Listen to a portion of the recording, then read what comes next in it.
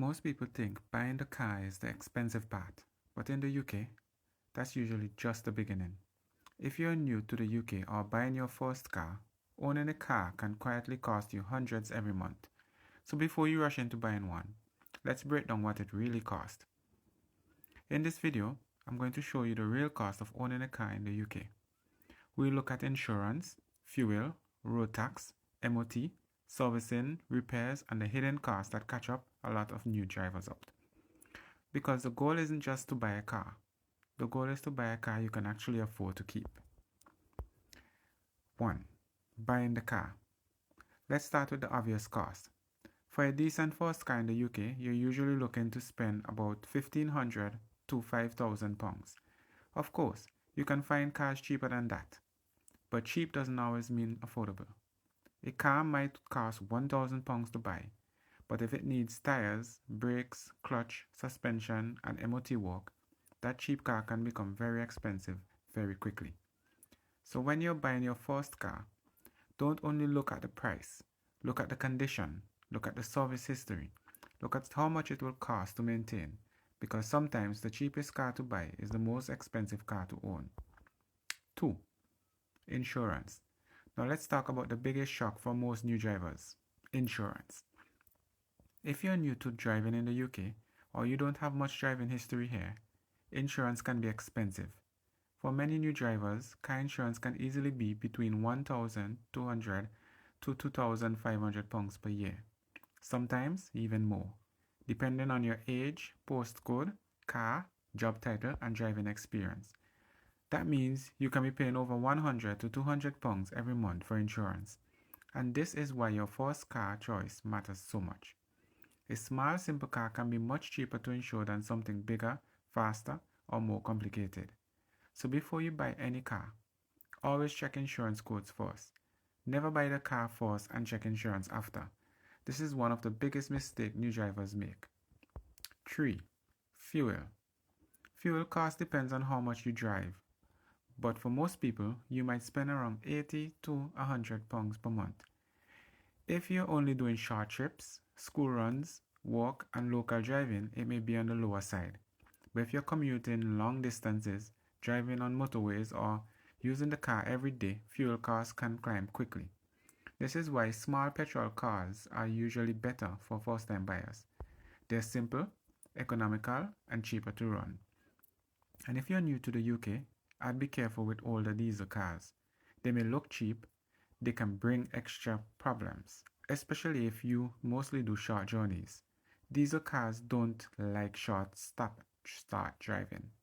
So for the first car, simple petrol is usually the safer choice. Road tax. Now let's talk about road tax. Road tax is another cost people forget when buying a car. Depending on the car, road tax can be very cheap or it can be another annoying yearly bill. Small cars are £0 or very low road tax. Other cars over £180 per year, and bigger cars, older cars, or cars with higher emissions can cost even more. So before you buy, check the road tax. It might not seem like much compared to insurance, but every cost adds up, especially when you're just getting started. 5. MOT. In the UK, most cars over 3 years old need an MOT every year. The MOT checks whether the car is safe and legal to drive. The test itself usually around £50. But here's the part people forget. If the car fails, you then have to pay for the repairs. That could be something small like a bulb or wiper blade. Or it can be something bigger like tires, brakes, suspension, or emission problems. So the MOT isn't just a test. It can become a repair bill. This is why you should always check the MOT history before buying a used car. You can check it online for free using the car registration number. If the MOT history shows a lot of failures, advisories, rust, tire problems, or brake problems, be careful. That can cost you more than you think. 6.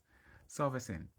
A basic service can cost around £150 to £300 depending on the car and the garage.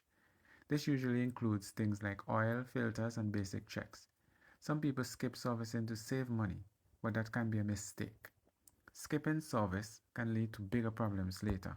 Oil gets old, filter gets dirty, parts wear out, and if you ignore small issues, they turn into expensive repairs. So if you want your car to last, servicing is not optional. It's part of owning the car properly. 7. Repairs. Now this is where owning a car can really hurt your pocket. This is the unpredictable part. You might go months with no problems, then suddenly one repair bill wipes your whole budget out. Brakes could cost £200 to £400. Tires could cost £50 to £100 each depending on the car. A clutch can be £500 to £1,000. Suspension work could be a few £100. And if you buy the wrong car, especially a luxury car, the repair costs can get crazy. This is why I always say for your first car, it should be chosen because it's reliable, affordable, and simple to repair. A boring car that starts every morning is better than a flashy car that drains your bank account. Hidden costs. Now let's talk about hidden costs people forget. Parking, congestion charges if you drive into certain areas, ULEZ charges if your car is not compliant, tires, windscreen wipers, washer fluid, breakdown cover, cleaning, parking permits, fines if you're not careful. These things may seem small, but they add up.